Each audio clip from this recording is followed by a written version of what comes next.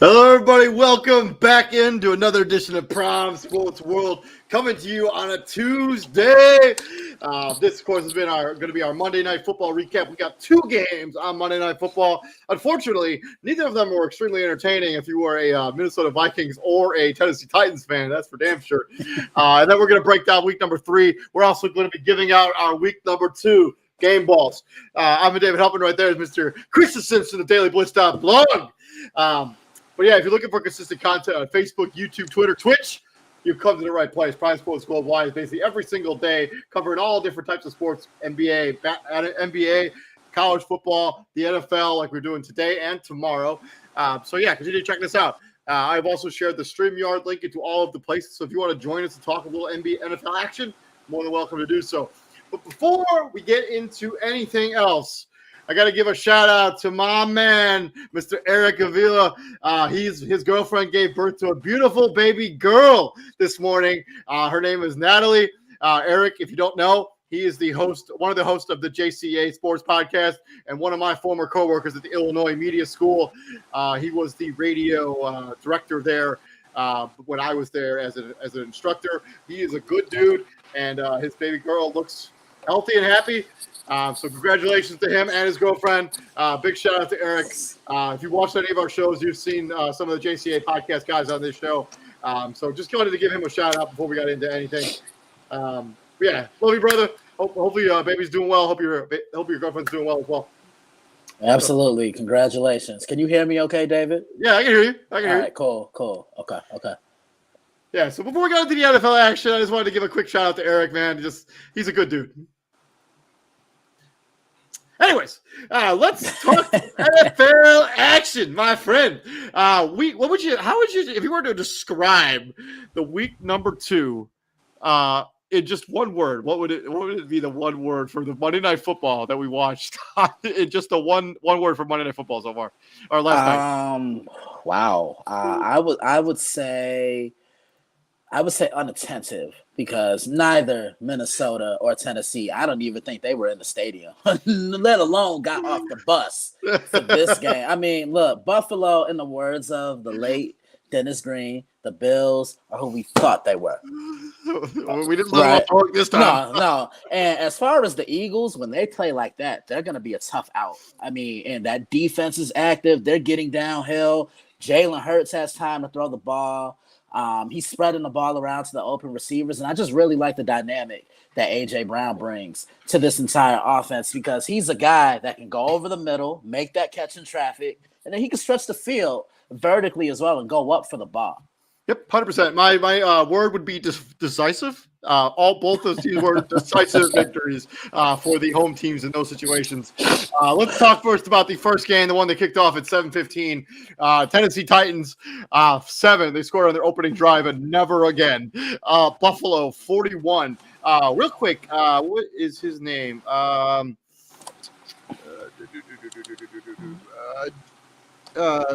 Dane Jackson, I think is Dane Jackson. Yeah, of the Buffalo Bills was scary scene. Something I almost never seen before.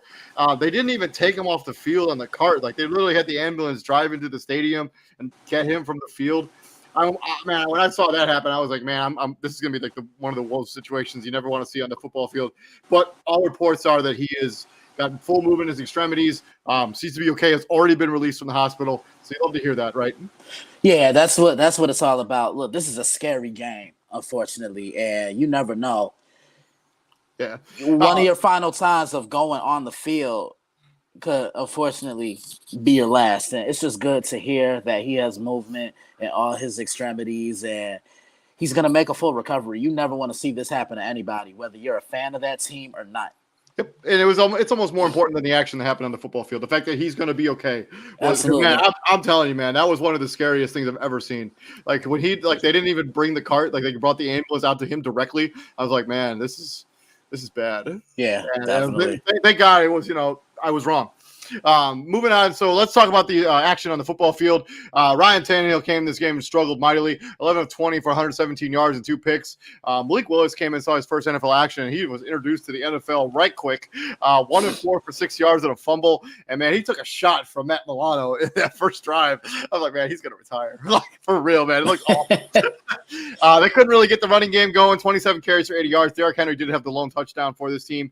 Traylon Burks, 4 catches for 47 yards. On the Buffalo side, 26 of 38 for 317 yards and 4 touchdowns for Josh Allen. They didn't really run the ball all that well or try to, so it is what it is. Stephon Diggs, 12 catches for 148 yards and 3 touchdowns. Reggie Gilliam, the fullback, had the other touchdown for this team. Just thoughts and analysis before we move on. I mean, look, there's really nothing to say. Buffalo just showed up and showed out. They didn't let their foot off the gas pedal, and they're having fun. I mean, spreading the ball around, they're dancing. And anytime you see Josh Allen and Stephon Diggs do that handshake, something just happened. And, I mean, Stephon is a top 3 wide receiver in the league. Can we at least put some double coverage on him? Playing him one-on-one, in the words of a guy that's normally on here, Mr. T.J. Hopkins, that's just disrespectful. Right? That's just rude. You know, or if you're going to play him in one-on-one, at least shadow that corner with a safety over the top. Yeah, I mean, I work at a TV station in Fort Wayne. I have a coworker who's a big Buffalo Bills fan, and he joked that, like, you know, when the Buffalo Bills used to throw the football like off the screen, like it was always an interception. But now with Josh Allen, it's like, man, they got something good cooking down there. And man, Stephon Diggs was just so open the entire game. Like, I mean, they could have put up 80 points in this game if they had wanted to. If they didn't want to take the foot off the gas pedal and they continued going in the fourth quarter, who knows what the score could have been at the end of the game. Yeah, I think the Titans, they're just not good. Like, I don't know what to say. Like, they're just not good. Like, no, they're not. We talked about this. Their secondary's in shambles. Now that was it Harold Landry's out for the season, they don't really have a consistent pass rush that they can really rely on. No, and they don't. Their offense, I mean, there's literally no weapons on it that scares you outside of Derrick Henry. When you can load up the box and because you don't have to worry about any of those wide receivers because you do not care, it's going to be hard to score points. Couldn't agree with you anymore. You're going to see teams load up that box, 8-man, 9-man box, maybe even put the whole house in there, 11. I mean, yeah. Look,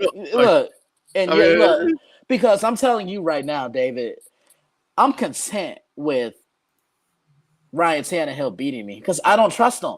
Plain and simple. Like, I don't trust him. I can't depend on him to throw the ball 35 and 40 times a game, thinking he's going to make a difference because he's not cut from that cloth. He isn't that type of quarterback. Yeah, I mean, it's one of those. I don't know what they're going to do. Like, they've for sure regressed. They're just lucky that they play in arguably the worst division of football.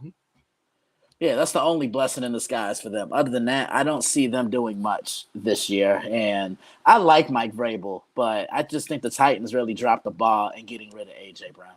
Yeah, I don't understand why you would, because you use a first round draft pick on a wide receiver. You hope they turn it to AJ Brown. You don't just trade that guy away.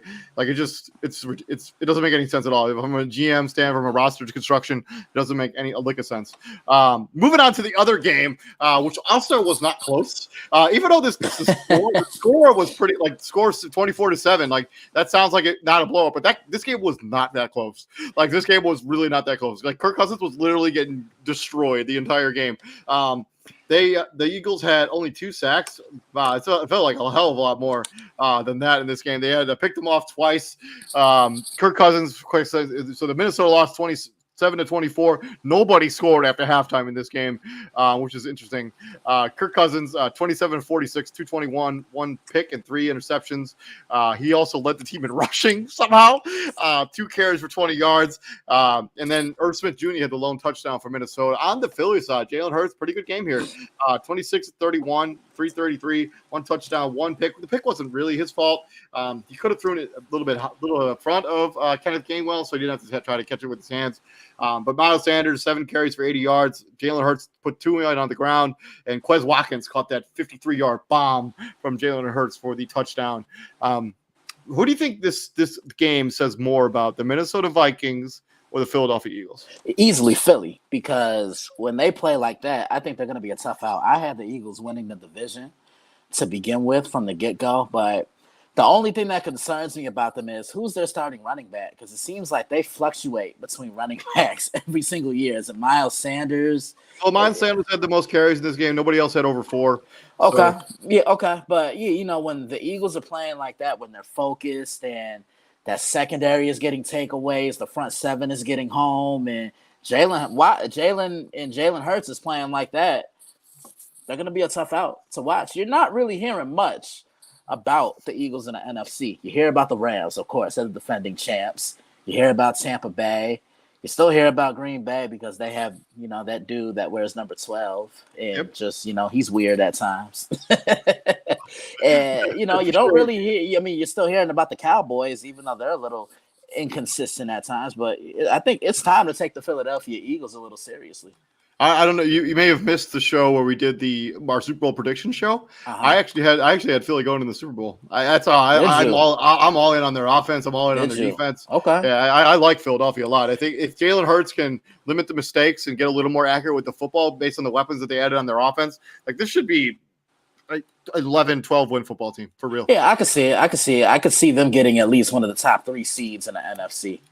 Like their defense should be top notch based on the corners they brought in free agency and drafting and trading for basically stealing Gardner Johnson from the they basically traded Jalen Reagor for Gardner Johnson is how the trade eventually worked out.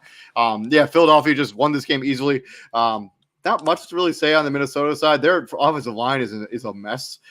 When they don't have the ability to stretch the field, they're just done. Like they cannot generate enough offense without this deep ball, and their defense, the secondary is still a problem. Even though they didn't get killed in this game, 26-31, but they only gave up the one big play, but it's just it's a problem. Yeah, it definitely is. And when Dalvin Cook isn't going, I think this offense struggles even more. Like he's the bell cow of this offense. I think he's their most important player because he can bounce it outside. He can run in between the tackles. You could dink and dump it off to him. I mean, he just brings another variety and added versatility to this offense when he's clicking. Yep. Let's move on from Monday Night Football. Let's start before we close the book on the week number 2. Let's give out our game balls. So who are you giving your game ball to for the week number 2? Just quick, TJ could not make this show because he had to work super early, and he was. I think we ran our show a little early yesterday, so it kind of threw off his cycle. So he could not make it on this show. He had Darius Slay for his game ball, 2 picks in that Monday Night Football game, and he basically was a mammoth monster in the defensive side. Darius Slay was TJ Hopkins' game ball. Of week number 2. Who do you got for week number 2? Who's your game ball? I'm giving my game ball to the entire Tampa Bay Buccaneers defense. 6 sacks of Jameis Winston, 3 interceptions, 2 fumble recoveries. They're doing it all on the defensive side. And most importantly, they're not blitzing that much, David. If you know Todd Bowles, what does he like to do? He loves sending the house. He loves to send the house. And now these guys are playing more controlled. They're staying within their lanes. And most importantly, there's a bunch of communication in the back end across the board. Everybody knows who to defend. Let's not double this guy. Let's play him one-on-one. We have safety help over the top. And I'm going to go get my football. So here's my game ball. Are you ready? Game ball goes to Trevor Lawrence. Okay, I like it. 25 of 30, as efficient as he's been in his start in his NFL career. 2 touchdowns, most importantly, no interceptions. Trevor Lawrence, put it together for basically for the first game I can remember really of his NFL career so far, where he played should have been the number 1 pick in the NFL draft. 25 of 30, 2 touchdowns. Good stuff for you, Trevor Lawrence. And they embarrassed the Colts, who are not in a good direction right now. Don't you get me started on now. Don't you get me started. Don't you get me started. They were supposed to get 2 wins, and now they have to go into the teeth of their schedule. Good luck. So yeah, closing the book on week number 2. Let's talk about week number 3. Oh, it seems crazy that we're already on the week 3 of the NFL season. I did not update that part of the graphics. Hold on one second. There we go. Yeah, a little audible there. So let's talk about Thursday night football. We got the Pittsburgh Steelers going into Cleveland, taking on the Cleveland Browns. Pittsburgh, both of these teams are coming off of taking an L against an AFC East team. Steelers losing to the New England Patriots, and the Browns losing a heartbreaker to those New York Jets on Sunday. So you look at these offenses. Last time these two teams played, 26-14, edge to the Pittsburgh Steelers. I think this was the last game of the season. Cleveland didn't need the game, or Cleveland was already done. Cleveland was already done. This was the second to last game of the season because of So who do you have? What do you like about this game and Thursday night football? By the way, if you're not aware, you need to have Amazon Prime in order to watch these games. NFL has signed an exclusive deal with Amazon to put on those productions. So if you do not have Amazon Prime, you will not be able to watch the game unless one of these two teams are in your home market. So, man, you can go either way with this game because neither team really does it for you. You see what I'm saying? Like the Steelers offense, they have moments, but they're not consistent. Cleveland's going to run the football. They're going to make it an ugly game. They're going to get the ball to the wide receivers. Seems like every time the Steelers go to Cleveland, it's almost like a second home for them. I think you could say that anywhere with the Steelers because their fans just travel heavily. I'll take Pittsburgh in a low-scoring, ugly game. I think it's going to come down to defense, and that's where I give the edge to the Steelers. I actually think the Cleveland Browns have the edge on the defensive side of the ball, but I think you're going to get more out of the offensive side of the ball from the Pittsburgh Steelers than you will out of the Cleveland Browns. Right. Even with Nick Chubb, even with the improved offensive line. I will also take the Pittsburgh Steelers. I just don't trust that Jacoby Brissett can make the plays you need him to make to win games. I just don't. I don't trust Mitchell Trubisky either, but I think Pittsburgh will make enough stops on defense to make things interesting. And maybe they got to bottle up Nick Chubb. He's the engine that makes this all go. Also, welcome into the show, CEO of Prize for Mr. Israel Rivera. We are on week number 3 now, talking about the Pittsburgh Steelers and Cleveland Browns on Thursday Night Football. Oh yeah, no. I love this. This is gonna be one of those matchups. Is gonna come down to defense and who can run the ball better. Not gonna lie, I trust like David said. I think what you just said. I trust Nick Chubb better than I trust Najee Harris right now. And I mean Cleveland's defense is, in my opinion, just as good. So yeah, I gotta roll with Cleveland. But I mean, that Minka Fitzpatrick's playing out of his mind right now. So if he's able to wreak some havoc in the secondary there, for when Jacoby Brissett does drop back, it could swing in the favor of Pittsburgh. Yeah, I'm gonna roll with the Pittsburgh Steelers. I just something about it. I just think they're gonna win the game. From Thursday night, let's talk about Sunday. We got the Houston Texans going into Chicago, taking on the Bears at Soldier Field. The last time both of these teams are coming off taking L's. Obviously, the Bears lost to the Green Bay Packers on Sunday Night Football, and the Houston Texans lost to the Denver Broncos in a nail biter there on Sunday afternoon. These last time these two teams played was in 2020, and the Bears won 36-7. Do you think it's going to end the same way, Christian? No, I don't. I'm actually going to take the Houston Texans here because I have a little more faith in their quarterback and I have a little more faith in their offense than I do the Chicago Bears right now. The Bears are a little too one-dimensional, and I don't like the way they're still continuing to use Justin Fields. I think Brandon Cooks has a big day. I just don't think there's anybody on that Bears secondary that can match up with him. They're going to run the football. And, yeah, I'm going to take Houston. Ooh, man. I mean, that's cute. I think that this is. I think this is the defense where you're going to see the Bears open this offense up a little bit more. Yes. Nothing on the defensive side of the Houston Texans really scares you, like was it with the San Francisco 49ers and the Green Bay Packers. I think this will be the game. Like, hey, let's take the reins off Justin Fields a little bit. Even though they should have done that already. What do you got to lose at this point? I mean, this team isn't going to make the playoffs. Let's be serious. So yeah, I think they're going to. I think they're going to throw a lot more in this game. I think he's going to have more than 11 pass attempts in this game. I'll take the Bears. I'll take the Bears to win this game. That's not me just being a homer. I do think they have more talent, at least on the defensive side of the ball, than the Houston Texans right now. So give me the Bears. You could be a homer if you want to. I'm going to be a homer tonight. I'm a homer every night, every time we do these picks. I think the Green Bay Packers are going 17-0 if it was up to me. Anyways, yeah, the Chicago Bears definitely. They're gonna open up the playbook a little bit more. Like David said, nobody on Houston really scares you. It's pretty much Brandon Cook and that's it. Who Davis Mills has to really throw the ball to. Rex Burkhead doesn't scare you. The rookie Damian Pierce doesn't scare you. He doesn't Yeah, even. he hasn't been remotely good. Yeah, he So hasn't been remotely good at all. The offensive line, Robert Quinn should feast on that offensive line, in my opinion. And then a less mobile quarterback there in Davis Mills. I predict the Bears defense to have a great showing in this game at home. And I think Justin Fields is going to be able to pass a little bit more. They're going to open up the playbook a little bit more. I think honestly, against Green Bay, I think they kind of, Matt Eberflus or, his game plan was to run the football. You can clearly see that. And, against the Green Bay Packers, and he just kind of outcoached himself. I think, you just got to, roll with what best works for your quarterback. Get him outside the pocket, get him rolling, get him on the run. If he chooses to run, then let him run. If he chooses to pass, let him pass. But you have to pass it you have to be more than one dimensional against these NFL teams. So at least the top flight yeah, NFL teams. Like if you're just gonna, yeah, I mean, you're not gonna beat Green Bay if you can't at least complete a pass. Like you're just not. yeah. So give me the Chicago Bears to win this game. Moving on to the Raiders and the Titans. Both of these teams reeling off of kind of tough losses in different ways. The Las Vegas Raiders losing a heartbreaker against the Arizona Cardinals, a game they should have won. And then the Tennessee Titans getting pummeled by the Buffalo Bills on Monday Night Football, again, that we talked about earlier. The last time these two teams played was in 2019, and the Tennessee Titans doubled up the Las Vegas Raiders 42-21.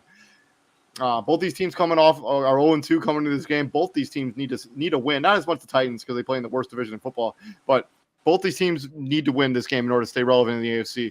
Who gets the W? Izzy. Is Taylor Lewan back?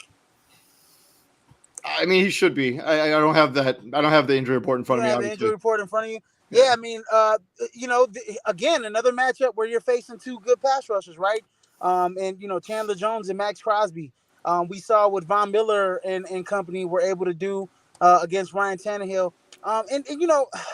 They were just able to set the edge a little bit much. Derrick Henry didn't get going, and then when they got down, they just couldn't really commit to the run.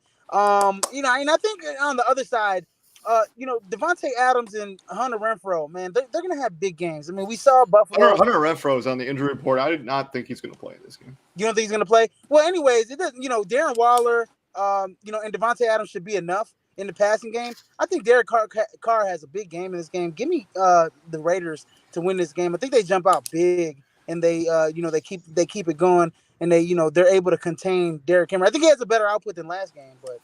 Hunter Renfrow being evaluated for a concussion right now. So it's not totally clear. He probably won't be able to play in this game unless he can clear the protocols and all that noise. So, Christian. I really want to say Tennessee. I really do. But it comes down to quarterback play. And I trust Derek Carr a lot more than I do Ryan Tannehill. I agree with Izzy. I think Devontae is going to have a huge day at the office.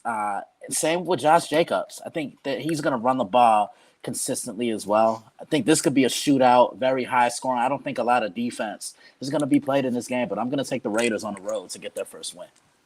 Raiders in a beatdown. I'm sorry. Look, David, anytime you say a team is going to get beat down, the game ends up being closer than what it is. So stop it. Just stop it. Raiders in a beatdown. I've watched the Tennessee Titans in both of their games. This is a defense that has no corners you can trust.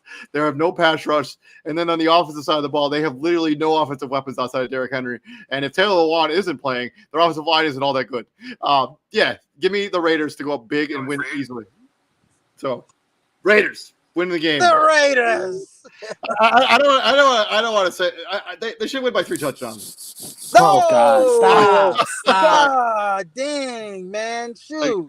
It should disrespectful. I think it'll be a double-digit score win, but I don't know about 3 touchdowns. They're gonna win pretty easily. Moving on to staying in the AFC, we got a matchup again against the AFC West and the AFC South. We got the Kansas City Chiefs going into Lucas Oil Stadium, the house that Peyton Manning built. Kansas City coming off that questionable victory against the Los Angeles Chargers with that questionable pass interference call against interception being overturned. Yep. And then the Colts, coming off that woeful appearance against the Jacksonville Jaguars. The last time these two teams played was in 2019. The Colts eked out a victory 19-13. That's the game where they basically boxed up Patrick Mahomes and limited the offense. It kind of became like the quote-unquote blueprint for how to beat them. And, yeah, let's see how that is all going. Christian, how do you see this one going on? Colts, Chiefs in the house that Peyton Manning built. I like Kansas City. I just think across the board, they have way too much. And that unpredictability factor. Travis Kelce is going to get that look, right? But who does Patrick Mahomes target next? Is it going to be Marquez Valdez-Scantling? Is it going to be Juju Smith-Schuster? Is it going to be McCole Hardman? Is it going to be Jody Fortson? You just don't know. Or is he going to dink and dump it to Clyde Edwards-Helaire? Patrick Mahomes in these last 2 years has done a much better job of taking what it is that a defense gets him. They're going to keep those safeties high. They're going to play man coverage. And they're going to force him to earn everything underneath. And he's not forcing a ball like we saw a lot early on last year. He's taking what the defense gets him. The Colts, I don't like the way they're coaching because they're trying to expect too much out of Matt Ryan. You have a top 2 running back in Jonathan Taylor. Use him. Allow him to open up the passing game. I like Kansas City. Desperation is a crazy drug, and there's no team more desperate right now for a W than the Indianapolis Colts.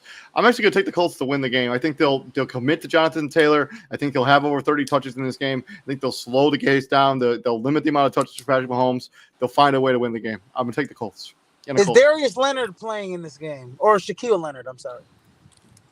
1 second. Because that's a big factor because he's been out the last 2 games and it's kind of hurt their defense.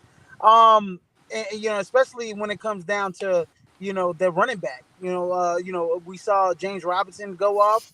And then in week 1, we saw, them struggle, with Rex Burkhead. So, if Darius Leonard's back, I like the coach chances a little bit more than what people are giving him hope for. I'm gonna go with the Kansas City Chiefs, man. Pat Mahomes, the offense, he's really spreading the ball around, man. He's looking like all the money that they paid him. He's worth every penny of that right now because he doesn't, he has Travis Kelce and then, at the wide receiver position, he doesn't really have a dominant wide receiver, and he's still getting it done. I think last week we saw a little bit, in the first half, him struggle, but that second half he really came on. I like Kansas City to win this game. Pat Mahomes, man, all the way, bro. I don't care. I don't even care if they run the football. I just think that Matt Ryan is just over the hill, man. He's just over the hill. I don't think all the defense is all that good either. So yeah. So I think this is going to be a definite Colts. I'm just going to roll with them. Moving on, we're going to battle in the AFC East. We got 2-0 teams going head to head: the Buffalo Bills and the Miami Dolphins. Buffalo fresh off that beatdown at the Tennessee Titans Monday Night Football. Miami pulling off a shocker win against the Baltimore Ravens when they were down by 24 points at one point during that game, or 21 points at one point during that game. Come back and win the game. Last time these two teams played was obviously last season and right before Thanksgiving or Halloween. The Buffalo Bills won 26-11. Do you think the result will be different here, Christian?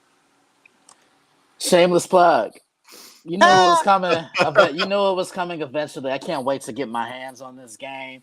It's the biggest game in the AFC East we've had in a while. That doesn't include the New England Patriots. I want to see how Miami comes into this game because that was a big one that they came back from. And this Buffalo defense is a lot better than what Baltimore did on Sunday because they're going to come at Tua. With Von Miller there, they feel they can go downhill at all times. Like they feel they can just get home whenever, wherever, and however. I think this game comes down to the Buffalo wide receivers against the Miami secondary. I think that's what determines the outcome of this game. Watch Dawson Knox because they're going to try to double Stephon Diggs or they're going to take him away. They're going to try to. But watch Dawson Knox. The man catches everything. Right. Go anywhere near him. Watch Dawson Knox. Now, I'm watching Christian Wilkins for Miami. I think he's going to have to clog up those lanes, try and push that pocket, and flush Josh Allen to what's left. Can't wait to give my thoughts on this one. Find out Friday. I'm going to roll with the Buffalo Bills. I had them only losing one game this season. That was to the Los Angeles Rams on opening night. They didn't lose that game. They're going to run. They may run the table. We'll see how things go. Buffalo looks like an unstoppable force on offense and defense right now. And when you're rolling that hot on both sides of the football, I can't bet against it. I just can't. I'm not going to. I'm going to take Buffalo to win the game. They might win. They might continue to just pummel teams in the NFL until they make it to the Super Bowl. Give me Buffalo big. Yeah, no. I'm actually gonna roll with you on this one, David. I think it'll be a little close. Yeah, I think it'll be a little closer than I think it'll be a very competitive football game. I just think, man, Buffalo's defense, man, they are top notch, the best in the league, in my opinion. They don't even have Tre'Davious White. They don't even have their best corner right now. It's crazy. Like they're the best defense. I mean, all three levels. I mean, godly, man, they are so good, man. Special teams, defense, and offense. They're the most complete football team in the NFL. Micah Hyde did get hurt towards the tail end of that game last night. It sounded relatively minor, but something to keep an eye on as we move through the week. But I mean, him and Jordan Poyer are oh my God, they're just dynamic. Oh my goodness. Don't you wish you were still in Green Bay? anyways, but like Christian said, man, I want to see how those DBs hold, down Stephon Diggs and some of those guys. The first half they gave up a lot of big plays to Baltimore. If you do that against Buffalo, they could put you away, especially that defense. Once they get a little bit of breather, room, like 7-10 points, Von Miller and company's coming at you. I think it'll be a little bit competitive. I think Miami's got the juice to keep up with Buffalo. I think Jalen Waddle and Tyreek Hill are going to give that secondary fits. I mean, they're the two fastest guys in the NFL, point blank, period. I mean, who name a faster duo than those two guys when they get open. So Tua just has to get them the football and let them work in space. But give me Buffalo in a close one. Give me Buffalo by 3. I do think that I think if there was a team with the blueprint to beat Buffalo, it's Miami. I mean, because the weakness of the Buffalo defense right now is the secondary. They're rolling out a lot of young guys there, especially with Dane Jackson getting hurt last night, probably going to be out for a minute. I don't know, probably at least. And then, we'll see what happens. I mean, Micah Hyde might not play in this game, so if you can beat Buffalo, it's got to be through the air. Also, David, I mentioned something also last night before you move over. Buffalo seems to just, their passing game is incredible. But what happens when you take away the passing game? This is the same question we had for the last 3 years. Can they run the football? Run Josh Allen down your throat. You guys have heard me rant about it. And what do I always say? You guys should be able to repeat it word for word now. Josh Allen should not be your leading rusher. Plain and simple. Well, when you got 2 first names, you better have game. Yeah, okay, that's true too. But look, man, that's true. You can't be no slouch out here with 2 first names. But Christian, you're right though. And before you move, man, you got to be able to run the football at some point this season. That's what scares me about Buffalo. Is like if they take away the passing game, they limit Josh Allen. Can Devin Singletary and Zach Moss, run the football? Can that offensive line get nitty gritty and run the football and be dominant in the trenches? We have to see that so far. I don't think they can. So we'll move on from the AFC East to the NFC North, the black and blue division, including we got the Detroit Lions going up into Middle Bank America Stadium there in Minnesota, taking on the Vikings. Detroit Lions coming off an impressive victory against the Commanders. Minnesota coming off of that deflating loss against the Philadelphia Eagles there on Monday night. The last time these two teams played was obviously last season, and Detroit squeaked out the big victory, 29-27. It's probably one of Amon-Ra St. Brown's coming out parties because the dude's been on a tear since the back end of last season to the front of this season. The dude's been awesome. Christian. Man, Kirk Cousins really let me down yesterday. It's like somebody told me in my Instagram inbox he must have went to the strip club the night before. Oh yeah, for sure. Had a couple cigars. I'm actually going to take the Detroit Lions here. I just think their secondary, like David said, is in shambles, and this is where I can see Amon-Ra St. Brown really having a big game. The Lions play hard, and I think you're going to see that on Sunday. Give me Detroit. I think when you're talking about bad secondaries, I mean the Detroit Lions secondary is nothing to write home about. I mean they almost let the Washington Commanders come back in that game, and who was an even better passing attack? The Minnesota Vikings. Give me Minnesota to get off the shine and bounce back against the Detroit Lions. You know what? This game is in Minnesota. Yeah, give me the Vikings. Yeah, you know what? Since you put it that way, yeah, I might have to switch that. Yeah, I'm gonna take Minnesota. I think they bounce back. And look, if Justin Jefferson scores 3 touchdowns, you'll see the gritty 3 times. I get up and do the gritty myself, but I'm too comfortable. Yeah, no, yeah, give me the Minnesota Vikings to bounce back at home in this one. I think Dalvin Cook could be big in this game. And yeah, I think Justin Jefferson and Dalvin Cook, but I like Dalvin Cook even better, just because I think Detroit is susceptible to the run. Let me get Dalvin Cook for $120 and a couple tutties in this game. For the Minnesota we got a shout out to David Henderson who's watching at home. Appreciate David Henderson. How you doing, man? Hope you're doing well. Because I haven't seen you comment on a show in a hot minute, so I missed you, buddy. It's good to see you back on hopping on and commenting on the show. We appreciate you watching for sure. Moving on, we're going to swing from the NFC back into the AFC, and this is a matchup that we see in the playoffs far too often. Baltimore Ravens going into Foxborough, taking on the New England Patriots. Obviously, the quarterback's a little bit different than the last time we saw these two teams face to face in playoffs. No more Tom Brady there in New England, and no more Joe Flacco in Baltimore. The last time these two teams played was November 15th of 2020. New England squeaked out a victory, 23-17.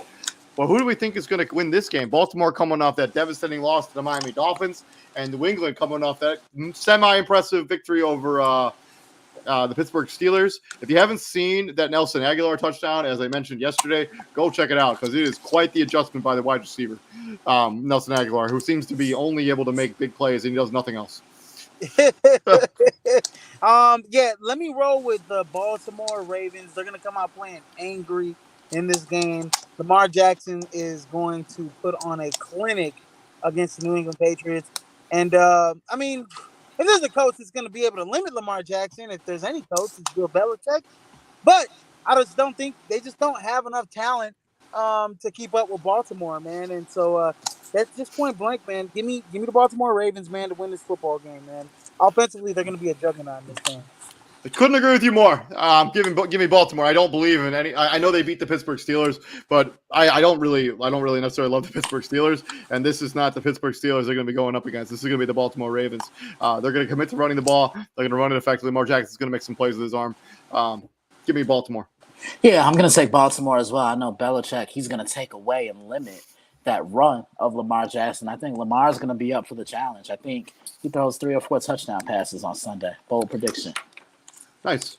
Moving on to one of the more disappointing teams, to one of the semi-shocking teams in the AFC. Cincinnati Bengals coming off that Super Bowl hangover, 0-2, coming off that field goal game against Dallas Cowboys where they lost in the field goal in the final seconds, where Brett Maher kicked it through the uprights, I guess. And then New York Jets obviously coming back and beating the Cleveland Browns last week at 1-1. Pretty good showing out for Garrett Wilson, kind of a coming out party for him. Last time these two teams played was a Jets victory last season, the day before Halloween. They beat them 34-31. If you guys remember that, it's one of those games that where Cincinnati was on the rise, and then they kind of were like, man, who are the Cincinnati Bengals? And they go to the Super Bowl. So Cincinnati Jets, Christian. I really want to go with the upset here. I really do. But there's 2 things that are keeping me from picking the upset. 1, the Jets can't stop the run. And 2, the Jets can't rush the passer.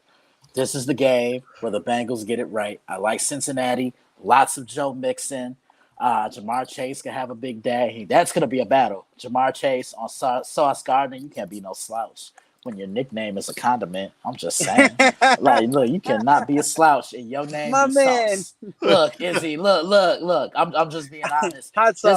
This is where I think the Bengals get it right. You're going to see a ton of Joe Mixon in this game. And this Bengals offensive line, they got to get it together soon because Joe Burrow is way too talented to be getting hit like this.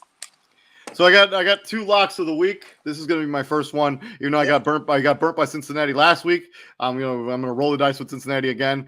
This is my second first lock of the week. Give me Cincinnati to beat the New York Jets because they have to win this game. If they don't win this game, I mean they could I know that nobody's running away with the AFC North, but there are some good teams in the AFC, and if they keep falling behind them, they're not going to have home field advantage. I mean, they're going to, give me Cincinnati win this game. They got to get off the schneid. And the Jets, as Christian mentioned, don't have the pass rush to really scare you when it comes to the offensive line at Cincinnati Bengals.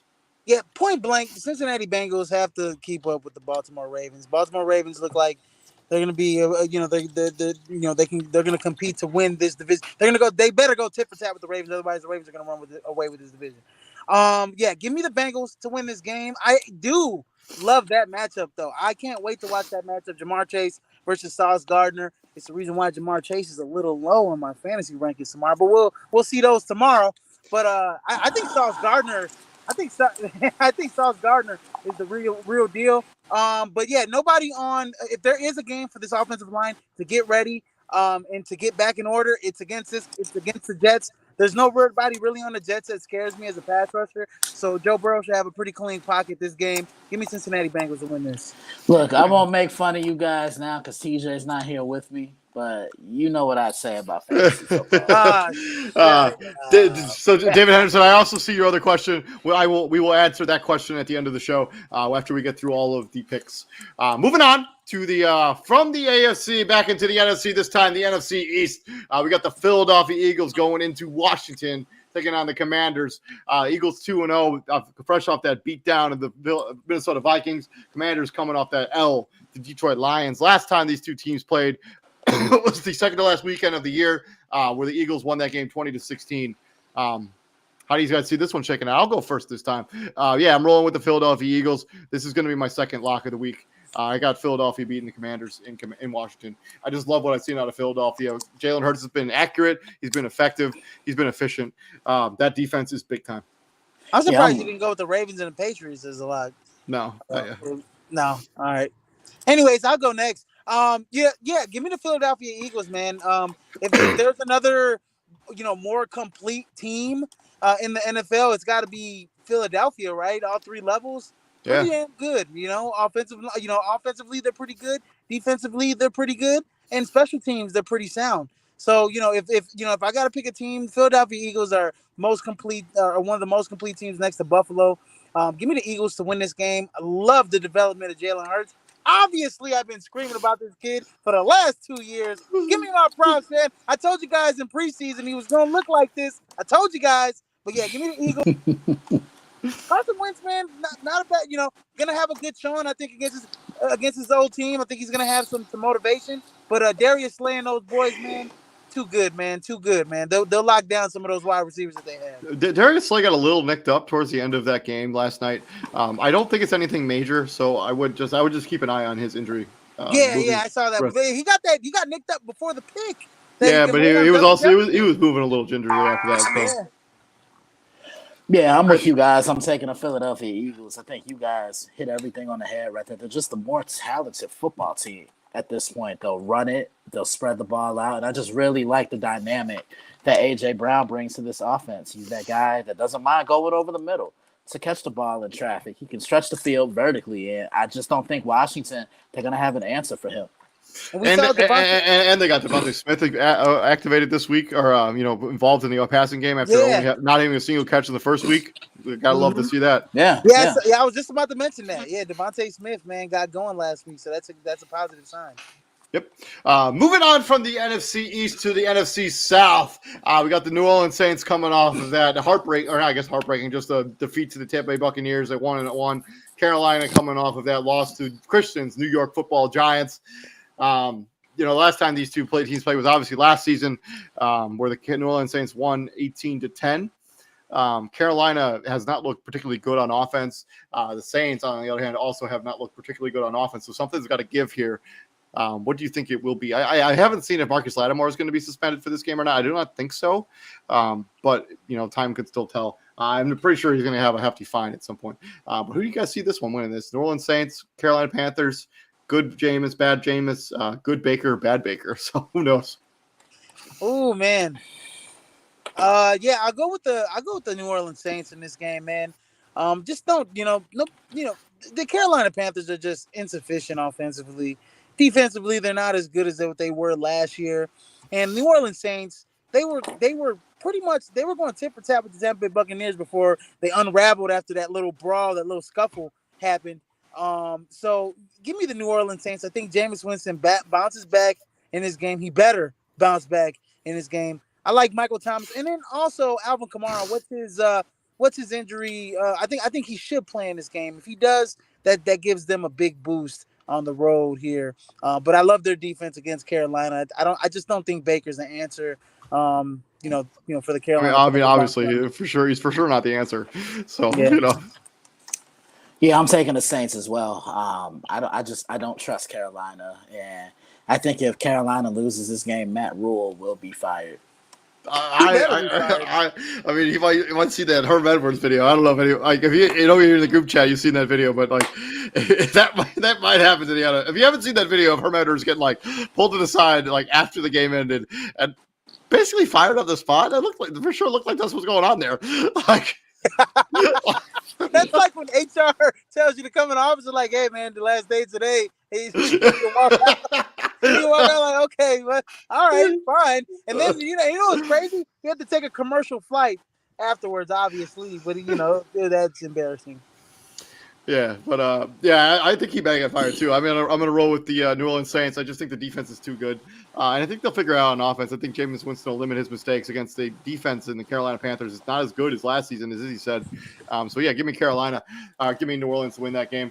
And then the interesting 1-1 matchup against the Jacksonville Jaguars. This is the late afternoon window. Finally, Jacksonville Jaguars going into Los Angeles into beautiful SoFi Stadium, taking on the Chargers. Both these teams coming in here at 1-1. Jacksonville coming off that victory against the Indianapolis Colts, and the Chargers obviously lost to the Kansas City Chiefs on Thursday Night Football. Last time these two teams met was 2 years ago when the Chargers won 39-29. That game was also in SoFi Stadium. Christian. I like the Chargers, but I think Jacksonville will make it an interesting football game. I think Justin Herbert, he bounces back, but how healthy is he going to be? Because I know he took a couple of hits.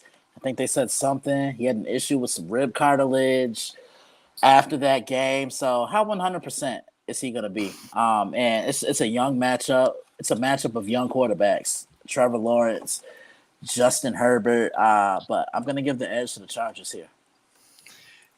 This is a game the Chargers should win. But they'll find a way to make things very interesting. Like it'll feel very much like that Rams-Falcons game from last weekend, where the Rams were up big and they just let the Falcons kind of hang around. I feel like that's kind of game we're going to get. But I think the Chargers are good enough to close the door, just like the Rams did last week. Give me the Chargers. But I would not be shocked at all if the Jacksonville Jaguars found a way to win this game, because this is one of those games that, well, with the history of the Chargers, since they've been a franchise, a game that they're supposed to win and they're expected to win, and they don't. Man. But I'm rolling with the Chargers. I'm rolling with the Chargers as well. Justin Herbert's, rib. How healthy is he going to be? Is that going to hinder his game next week? I think so. I think they rely a little bit on Austin Eckler in this game. Fractured rib cartilage is the official diagnosis. I think Austin Eckler has to be him, and who's the backup? Josh Kelly has to be big time in this game. I think you got to limit Justin Herbert throwing it 30 plus times. So I think Justin Herbert's got to land in that 18 to 20 range. Got to get Austin Eckler going a little bit more in this game, running the football. But give me the Chargers to win this game against the Jags. Don't trust the Jacksonville Jaguars. Never did, never have, never will, unless something definitely changes and I can see some consistent winning from them. Yeah. Moving on to another game in the late window. We got the Atlanta Falcons going up the Battle of the Birds there in Seattle with the Atlanta Falcons and the Seattle Seahawks. Atlanta coming off that loss to the Los Angeles Rams, and Seattle coming off that embarrassing loss to the San Francisco 49ers. The last time these two teams played was in 2020, where Seattle won 38-25, but neither quarterback will be suiting up for the quarterbacks that played in that game 2 years ago. We got the Marcus Mariota versus Geno Smith battle. How do you guys see this one shaking out when it comes to Atlanta and Seattle? I'll take Seattle. I think they bounce back nicely. I don't trust Atlanta. They play hard, but they're gonna find a way to run into a brick wall. I don't mean that in a good way. I'm taking Seattle. Yeah, give me give me Atlanta to win this game on the road. I like what I saw out of Marcus Mariota. I like what I saw. I like what I see out of like Cordero Patterson. Definitely Drake London, Kyle Pitts. Defense had some stop in them last week. But give me the Falcons. This game's horrible, but give me the Falcons. I'm also going to roll with the Atlanta Falcons. I think this is just who cares? Yeah. I mean, I don't want to be I don't want to be like this guy, but like I don't care who wins this game. I will take Atlanta because I think they look better at times. So far, I know that they don't have a win yet, but they've looked okay. They gave the Saints all they can handle, and they almost came back and beat the Rams. So give me Atlanta. But again, who cares? We'll see what happens. This will probably be the least entertaining game of the entire weekend. Yes, sure. Yes. And then watch it end up being the most entertaining. Guys, it's true. David, just stop. Stop it. The snore fest. And then staying in the NFC South or the NFC West, sorry. The Los Angeles Rams going up against the Arizona Cardinals. Both of these teams got off the schneid off of pretty poor performances in week number 1. Los Angeles beat the Atlanta Falcons, we just talked about, and Arizona came back in a big way and beat the Las Vegas Raiders in overtime in a very entertaining game where Kyler Murray kind of came into his own a little bit in that game. This is in State Farm Stadium in Glendale, Arizona, in the Big Toaster. The last time these two teams played was obviously last year because they're division rivals. The Los Angeles Rams won 30-23. Christian. Remember what I said about the Rams last night? What's going to keep them from repeating as Super Bowl champions? They don't have a pass rush. Aaron Donald should not be your best pass rusher from the interior of your defensive line. And what about running the football? Well, I think that's what they need to get back to doing. The two things that they did so well last year down the stretch, it seems like they don't have much of, but that's tough when you don't have a guy of Von Miller's caliber. The Cardinals, that was a gritty comeback. I can't even lie. I mean, the defense was active. Kyler looked good. He took care of the ball. And remember, when I first started contributing for you guys, remember what I said about Kyler? He doesn't seem too enthused. Anytime he makes a mistake, he goes on a sideline and he pouts. I see a completely different guy now. I see this game being close. I'll take the Rams by a field goal. I just don't think they're going to walk all over Arizona. I think it's going to be tough. Division games normally are, but I like the Rams. I did not see a repeat of the NFC wildcard game that we saw in the most recent playoff appearance where the Rams beat down this Arizona Cardinals team. I know they both have lost a premier edge rusher in Chandler Jones and Von Miller on all sides. But I think this game will be close. I'm going to take the Rams to win the game, maybe by a touchdown. But I think if Arizona gets down big again, also that David Henderson makes a really good point here. Stafford has thrown 1 billion picks in all of his games. Like He's thrown 8 picks. He has 8 games of 2 or more interceptions since he got to Los Angeles. He's only been there 1 year. Jesus. So yeah, he's been wildly inefficient. He hasn't taken good care of the football. But I'm still going with the Rams. I think they're more talented from top to bottom. But yeah, this could be a high scoring game. This is definitely going to be a high scoring game. Ooh, man. Oh man. This is tough. I think I picked the Cardinals to win this game. I'm gonna stick to my guns, man. This is in the Big Toaster. I'm gonna go with the Cardinals. I'm gonna go with the Cardinals to win this game. I think Kyler Murray showed me something last week, man. He showed me that he's worth the money, man. He's worth the money. And Kyler Murray can definitely kill you with his legs. And I just don't see the pass rush in LA to really get them uncomfortable, I just don't really see it. So just, give me the Cardinals to win the football game. Bigger plays. I think if it's close, Kyler Murray, and we just saw LA just let the Falcons come back. I mean, they couldn't shut it down defensively. Great play by Jalen Ramsey, by the way. But, against the Cardinals, that's not going to cut it. I think Kyler Murray makes big plays down the stretch and wins this football game for them. To the final game in the late afternoon window, we got the Green Bay Packers going into Raymond James Stadium, taking on Tom Brady, the Tampa Bay Buccaneers. Green Bay coming off that victory against the Chicago Bears. Tampa Bay coming off that victory against the New Orleans Saints. Mike Evans is suspended for this game, but he is appealing. So it's possible he may get to play in this one particular game because the Tampa Bay argues that because John Runyon Jr. plays for the Green Bay Packers, John Runyon Sr. shouldn't be allowed to decide if he gets suspended for this game or not, which is an interesting take, right? I actually think that's not – I don't hate that logic at all. The last time these two teams played, obviously, was in the January 23rd, 2021, which is – I guess NFC Championship. Yeah, where they Tampa Bay won 31-26 in the NFC Championship game. Did they play last season too? No, they didn't. How? They both won their division. They should have for sure played last season. Nah, they didn't play each other. Okay, that's interesting. But yeah, what do you guys take on the Mike Evans situation? Like, I honestly I don't think he should be suspended anyways. But how about that John Runyon stuff? Do you think there's something there to that or no? I mean, I would have known about that if you didn't bring it up. So I really did not know about that. I really did not know about that either. I did not know about that. That's crazy. Well, anyways, Dad, you better hold your son accountable. If he needs to be suspended, suspend his little butt. Anyways. No. John Runyon. So John Runyon is the player, like the head of the guy who makes the decisions on. So it's a conflict. Suspending Mike Evans. Yes, and John Runyon is the one making that decision. So there's a conflict of interest there. Well, yeah. I don't think Mike Evans should be suspended. Anyways, I thought that was soft. Anyways, he should be fine, not suspended. I'm actually gonna be a homer. So John Runyon is the NFL VP of Policy and Rule Administration. He's the one. I'm actually gonna go. I'm gonna roll with my Packers, man. I can't roll with the Bucks, man. I'm not gonna do that. I'm not gonna roll with the Bucks. I'm gonna roll with the Packers. I like what I saw out of the offense last week. Aaron Jones was gashing up. He's gassing up the Chicago Bears. You are not playing against the Chicago Bears this weekend. I know. I know we're not playing against the Chicago Bears, but I did the biggest positive I will say out of that game is the defense. I did like the defense. I did like Jair Alexander had a pick on the sideline. That was nice. I did like how they were getting after the quarterback. What about the run defense? What are you gonna do there?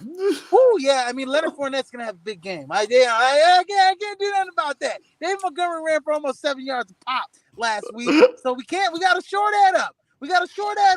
I would love to see Devontae Wyatt more. Put him in Tyler Lancaster's position because he's not worth a damn. But anyways, that's just me. I'm gonna go with the Green Bay Packers by a field goal. Oh, Mason Crosby hitting the uprights, right up the middle, baby. Let's go. Go back up. I think if Mike Evans doesn't play in this game, it obviously makes it much easier for the Green Bay Packers to win the game. Obviously. With that being said, I still think that defense is Tampa Bay is good enough to hold off this Packers offense. They still have a lot of unquestioned marks when it comes to, I know they played the Bears defense, which is nothing to write home about. This is a much better defense, a much better defensive front. Also, this game should be on Sunday or Monday night. I don't know what the NFL was thinking by having the Broncos-Niners on Monday night. Nobody cares about that game. Also, I know, no apologies to you, Christensen. I don't need to see the Giants on primetime ever again. God, if I had access to mute your mic, I would do it. Damn it! I don't need to see the Giants on prime time until they get a quarterback that's worth a damn. All right, so Izzy, anything I say the rest of this show, can you say it to David? Because I'm not talking to him. Nah, I'm playing. I'm taking Tampa Bay. I'm taking Tampa Bay. What'd you say, Izzy? What'd you say? I said I can mute David's mic from here. I ain't gonna do it though. Oh, come on, man. I think you can mute my mic too, but Well, here's my thing with this. Number one, this is another shameless plug. Find out tomorrow. I think this is going to be a defensively controlled football game because neither offense. See, man, David just being rude. Come on, David. I didn't say that. Man. Nah, not you, David. Nah, the other David. Nah, but when I look at this game, both defenses are really going to control the outcome of this football game. I think Green Bay has to come out and they got to get Brady remember me hits. Push him back, force him to throw over the numbers, make him move, like make him mobile. He's never been a mobile guy. This goes back to his prime. And then Green Bay, they're going to do what they did last week. They're going to build this offense around around Aaron Jones, but look for Randall Cobb to also have an impact as well. I preview it tomorrow. I'm taking Tampa Bay. Moving on to Sunday Night Football. We got the 49ers and the Denver Broncos. Both of these teams coming off of victories. San Francisco beat the Seattle Seahawks, and Denver Broncos beat the Houston Texans on Sunday. Obviously, San Francisco lost Trey Lance, and now Jimmy Garoppolo is going to be the starting quarterback for the rest of the way. The last two times these two plays was in 2019. San Francisco won 24-15. That game ended. It was in Mile High. This game is in Mile High as well. I didn't see this one shaking out. Christian. I like San Francisco. I really don't like what I'm seeing from Denver. They look discombobulated. It just seems like they're not buying into what it is that Nathaniel Hackett is trying to sell to them. Their defense is good, but the offense, it just seems like the pieces haven't meshed and clicked together. And to be honest with you, this offense might miss Tim Patrick. He was another guy that could go up and get the ball, a guy that could stretch the field and another red zone threat. And now that they don't have that, that's saying something. And they're not running the ball consistently enough. I think San Francisco does just enough to stop the run, get after Russell Wilson. They know Russell really well. And, yeah, I'm taking the 49ers. I'm also taking the 49ers. I don't think Jerry Jeudy's going to play in this game either, so they'll be down another key weapon on this offense. I haven't seen enough out of KJ Hamler to rely on him for anything. The tight end situation has been kind of a mess. Outside of Cortland Sutton and Javonte Williams, they have gotten literally nothing from this offense. This offensive line isn't good, and the defense has just been okay. I mean, they've been on the field a ton, so they've been pretty good. But like, I think they can be gotten if they played an offense. They haven't played an offense at all that was worth a damn in 2 weeks. So give me the 49ers to win this game. Give me the 49ers. I'm going with the 49ers. Izzy. Was Christian there segueing into the New York Giants from New York? Nope. I heard that, son. Anyways, give me I heard that, man. Give me the 49ers to win this ball game. They look way better with Jimmy Garoppolo at the helm. They're running the football better. Just the offense just is more at ease. The team is more at ease. They seem more. They play with more poise. Just look like out there with Trey Lance. They were just kind of trying to figure out how to get a game plan with the young quarterback. I think with Jimmy Garoppolo, you kind of know what you're gonna do already. You know what you're gonna get: a power running game, a guy that's gonna drop back and pass it and throw it in the medium passing game. Give me the 49ers to win this game. I don't know what I'm going to get out of Denver Broncos. Nathaniel Hackett's play calling selection has been questionable at the most. And Russell Wilson and company just does not look in sync. So give me the 49ers on the road. Moving on to the final game, we got Monday night. We got the Cowboys going into MetLife Stadium, taking on Christian Simpson's New York Giants. Obviously, the Giants coming off of their 2-0. They're coming off a victory against the Carolina Panthers last week. Dallas Cowboys coming off a win against the Cincinnati Bengals. Cooper Rush will still be the starting quarterback for the Dallas Cowboys. The last time these two teams played was last season, obviously 21-6 in favor of the Dallas Cowboys.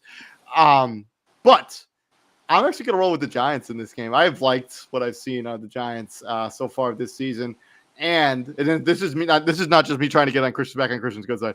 I really have liked what I've seen out of Brian Daboll as a coach. The team fights. They fight for him. They play hard. I think their defense has been good enough. Give me the Giants. I think Cooper Rush is nothing to write home about. Give me the Giants to win the game. In a mini upset special. I'll go next so Christian could go last. I'll go with the New York Giants to win this football game. I do not believe in Cooper Rush. I do believe that the New York Giants are playing their butts off for Brian Daboll. Defense looks better. Daniel Jones is looking like he's dropping nickels and dimes out there sometimes. And Saquon Barkley's got a bounce to him. He looks healthy. He looks like he's back. Saquon Barkley looks like he's going to be on a tear this year. He's going to be. I think I'm going to go on the whim. I'm going to say that he is probably going to be, top 3 in rushing this year, or if not, the leading in rushing this year. So give me Saquon Barkley in the Giants. I mean, the other thing about this, Daniel Jones hasn't made that mistake yet. Like, he hasn't made a mistake that cost his team the game. Like, he's been so much more refined and under control under Brian Daboll, and just in 2 games, it's pretty evident. So, yeah, I'm rolling with the Giants. I don't believe in Cooper Rush. Christian. That's right. That's right. Tell him where you from, Sean. New York. Look, I haven't been able to celebrate like this in 6 years. Yes, I think the Giants win this football game. And like you said, Daniel Jones, he's playing with more control because they're making Saquon a point of emphasis. They're not putting everything in Daniel Jones' basket. They're playing with more balance, and I just see a more eager and energetic team than you have all the other years. Like I keep saying, those first 2 games that they won, if this is 5 or 6 years ago, the Giants let that game slip through their hands easily. And, yeah, I'm taking the Giants. Look, Cooper Rush doesn't scare me, plain and simple. Only guy I'm worried about on the Cowboys is Micah Parsons. Yeah. Absolutely. Absolutely. And the Giants need to figure out this Kenny Galladay thing. So that's something. Yeah, Oh, my yeah. He hasn't played like he wanted to play. Hasn't played football in like 3 years, man. I mean, they're paying him a lot of money to play in 2 snaps last week. So yeah, he's a guy that needs to be on the move. He needs to go to a team that he wants to play for. yeah, I mean, he signed a big contract. He obviously wanted to go there at one point. It doesn't make any sense. And real quick before we get out of here, so earlier in the show, David Henderson asked us what our upset special of the week was. So everybody, if everybody could just say one upset special that we see. This is from David Henderson. Thank you for the shout out, David Henderson. Thank you very much for participating in the show as you always do. We really do appreciate it. My upset special was earlier in the show. I took the Colts over the Chiefs. I'm gonna roll with that. That's my upset special of the week. Ooh, man. If I'm gonna go, if I'm gonna go with an upset, I'll go with I'll go with Washington over Philly. I guess. I mean, or Buffalo or Miami over Buffalo. I don't know how much of an upset that is, but I'll take Washington over Philly. Philly looks like more of a complete team. Washington doesn't. If anybody's gonna win at home, it's gonna be Washington. I go Jacksonville over Los Angeles because I just think that has upset written all over it. Okay, he's back in my good graces now. But yeah, I'll say Jacksonville over Los Angeles, and Trevor Lawrence is going to have to play close to perfect football for them to even do the impossible. Mm-hmm. Well, yeah, we'll see how that all checks out. This has been our week number 2 Monday Night Football recap. This has been our week number 3 preview.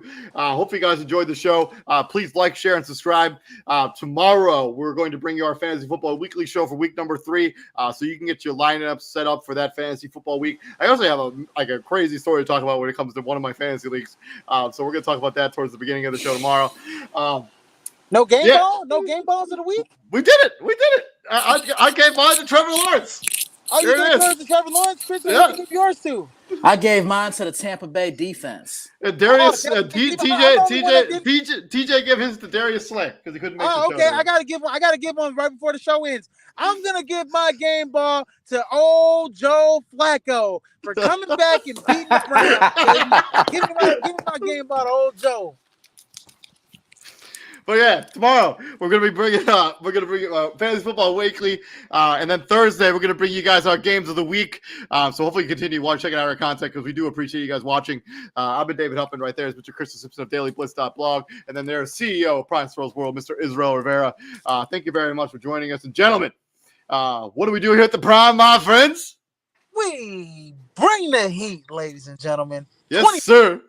The only way we know how. Izzy, I'll see you Friday, man. Yes, sir. And I'll be on tomorrow with David. You guys better catch us. Yep. Better be there. Be square, baby. 8 p.m. Eastern time. Yeah, we bring the heat. David Henderson, thanks for the shout out. Also, another shout out to Eric. His girlfriend gave birth to a beautiful baby girl. So this is Eric from the JCA podcast. He's on this show sometimes. His girlfriend gave birth to a beautiful baby girl today. Shout out to Eric, man. Welcome to the club, son. Yeah. So we'll be back here tomorrow. You guys all have a good night and stay safe out there. Peace out. Peace. Woo. Yep.